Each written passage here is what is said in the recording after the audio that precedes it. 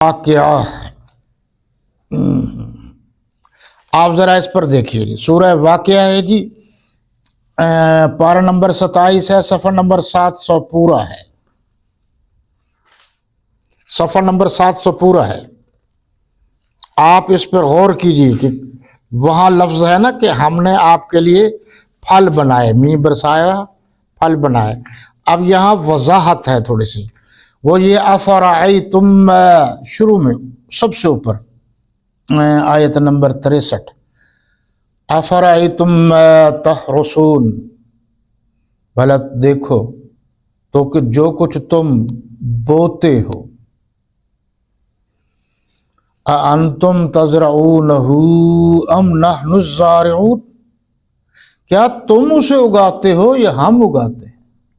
قرآن کی تشریح کرتا ہے نا، ایک جگہ دوسری جگہ سے، یہی تو سمجھنے کی چیزیں ہیں کہ القرآن یفسر بعضہ بعض،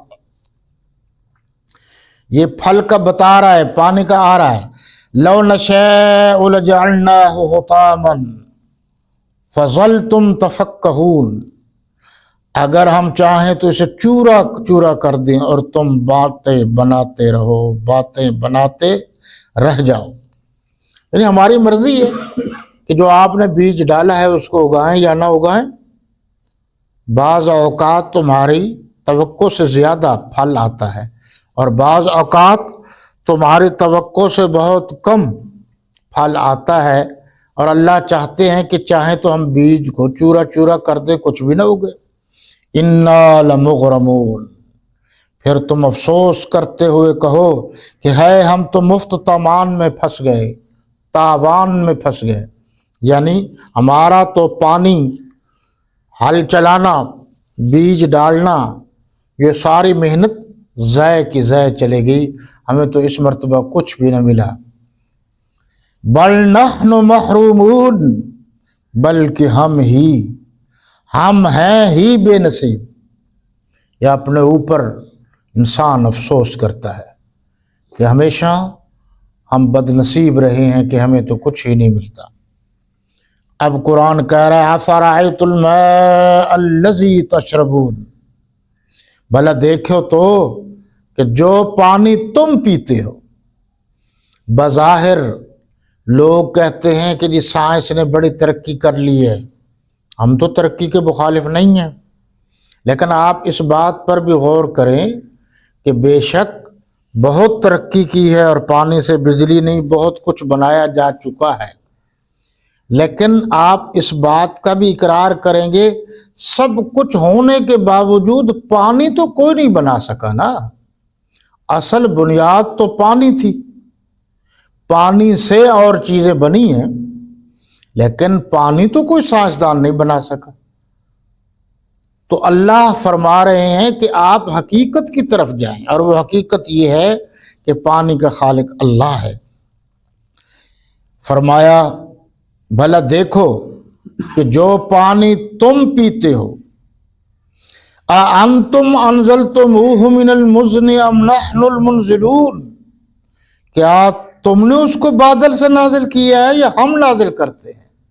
سمجھانے کا کتنا خوبصورت انداز ہے کہ اللہ فرما رہے ہیں کہ یہ جو پانی ہم نازل کرتے ہیں، آپ بتاؤ نا کہ آسمان سے بادل سے پانی ہم اتارتے ہیں یا تم اتارتے ہو؟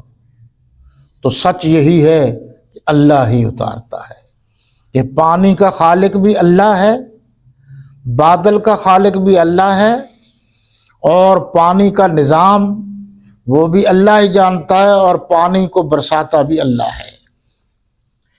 لو نشاء جعلناہ اجاجا فلولا تشکرون، اگر ہم چاہیں تو ہم اسے کھاری کر دیں، پھر تم شکر کیوں نہیں کرتے؟ یعنی آپ یوں سمجھیں کہ بعض علاقوں میں آج بھی پانی کڑوا ہے، وہ پینے کے قابل نہیں ہوتا، اور وہ پانی جو ہے وہ کپڑے دھونے کے قابل بھی نہیں ہوتا کہ اس سے، کیونکہ صابن نہیں نکلتا، آدمی اس سے نہا بھی نہیں سکتا۔ ایک یہ ہے، اور وہ میٹھے پانی کو ترستے ہیں، دور جا کر وہاں سے پانی بھر کے لے آتے ہیں، پیتے ہیں۔ بڑا معاملہ ہے، پاکستان کے بھی گرد و نواح میں آپ جائیں تو بہت سے علاقے اب تک ایسے ہیں، خاص کر بلوچستان میں، کہ پانی کی وہاں بڑی قلت ہے۔ ایک یہ بات ہے۔ دوسری بات یہ ہے کہ ہم نے، اللہ فرما رہے ہیں، ہم اگر آپ نے کاشت کی کوئی چیز، ہم نے پانی تو اتارا، کھارا اتار دیا، تو وہ آپ کا سارے کی ساری زراعت ختم۔ اور اگر ہم نے پانی زیادہ گرم اتار دیا پھر بھی زراعت ختم۔ اور اگر ہم نے پانی زیادہ ٹھنڈا بھیج دیا، اتار دیا، پھر بھی آپ کی زراعت کو نقصان۔ اللہ فرما رہے ہیں آپ غور کر کے بتاؤ وہ کون سی ہستی ہے جو پانی کو ایک اعتدال پر رکھتی ہے، اس کے درجہ حرارت کو، کہ نہ زیادہ گرم ہو، نہ زیادہ ٹھنڈا ہو، نہ کڑوا ہو، نقصان نہ دے، اور وہ اس چیز جو اس مسلمان نے یا کسی نے، انسان نے کاشت کی ہے، اس کے اعتدال میں ہو، جو اس کو فائدہ دے۔ اللہ فرما رہے ہیں یہ سب کچھ کرنے والا کون ہے؟ جب اللہ ہے تو پھر عبادت کے لائق بھی وہی ہے۔ ایک اور جگہ ملاحظہ کیجئے قرآن مجید کی، یہ آخری پارہ جی، سورہ الغاشیہ، صفحہ نمبر 781، آیت نمبر 17، 18، 19، 20، پارہ نمبر 30 سورہ الغاشیہ اور صفحہ نمبر 781۔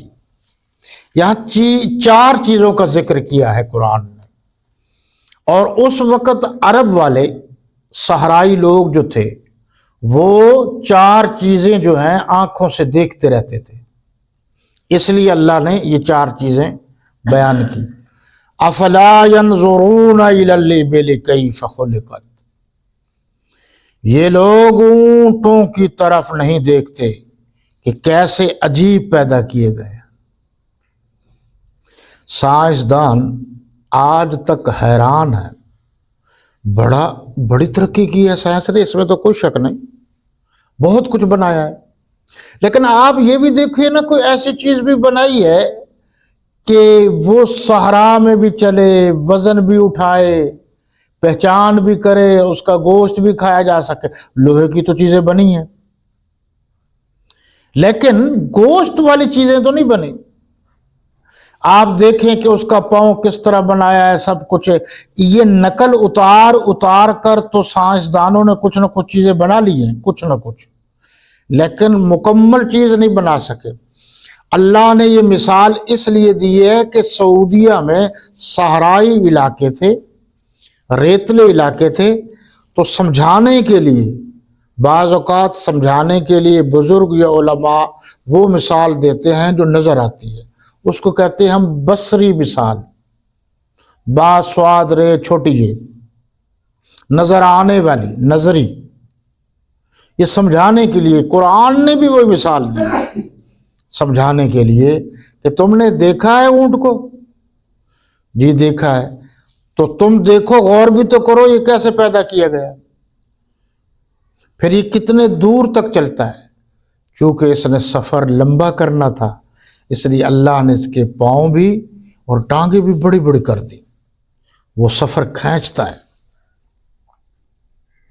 آج بھی جہاں ٹریفک نہیں جا سکتی، صحرائی علاقے ہیں، ریتلے علاقے ہیں، اور بہت سارے ایسے علاقے ہیں، تو وہاں یہ کام آتے ہیں، کہیں گدھے کام آتے ہیں، والخیل والبغال والحمیر لترکبوها وزینا، ہم نے آپ کے لیے خچر، گھوڑے، گدھے اس لیے بنائے ہیں تاکہ ایک تو آپ ان پر سواری بھی کر سکیں، اونٹ پر بھی سواری ہوتی، اور اس لیے بھی آپ اس سے مال برداری کا کام لے سکیں، سامان کو پہنچانا، سامان کو لانا۔ پہاڑی علاقے میں جہاں ایک انسان کا چڑھنا، ٹریفک تو سوال ہی پیدا نہیں ہوتا، وہاں یہ سارے جانور چھوٹے بڑے کام آتے ہیں۔ افلا ينظرون الى الابل كيف خلقت، تم نے ان لوگوں کی طرف نہیں دیکھا، اونٹوں کی طرف نہیں دیکھتے جو اللہ نے پیدا کیے۔